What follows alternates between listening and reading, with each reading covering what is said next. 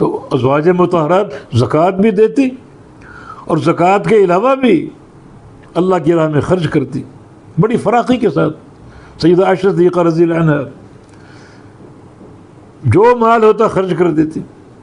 جو مال، ایک دن روزے سے تھی اور جو مال تھا اس کو فقراء اور مساکین پر تقسیم کر دیا، اور حتیٰ کہ افطار کا وقت آ گیا، ایک روٹی بچی باقی افطار کے لیے، وہ باہر سائل کی آواز آئی، وہ بھی اس کو بھجوا دی. یہ ان کا اللہ کی راہ میں خرچ کرنا بڑی فراخی کے ساتھ. جو اللہ کا حکم اس کو کس طرح پورا کیا جا رہا ہے، کس طرح قبول کیا جا رہا ہے.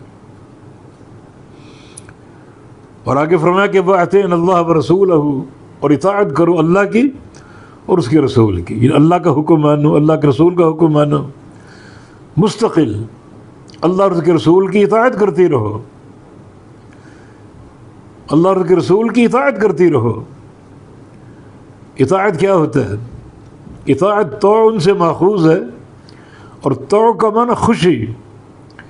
ہر بات خوشی سے مانتے رہو، شر صدر کے ساتھ، کوئی تنگی نہ ہو، کوئی خلجان نہ ہو، کسی قسم کا شک اور تردد نہ ہو، بلکہ پوری خوشی کے ساتھ، بھرپور طمانینت کے ساتھ اور مکمل شر صدر کے ساتھ اللہ اور اس کے رسول کی بات کو مانو، اللہ اور اس کے رسول کی اطاعت کرو. ظاہر ہے کہ یہ اطاعت ہے کامیابی کی اساس. لعلکم ترحمون، اطاعت کرو گی تم پر رحم کیا جائے گا.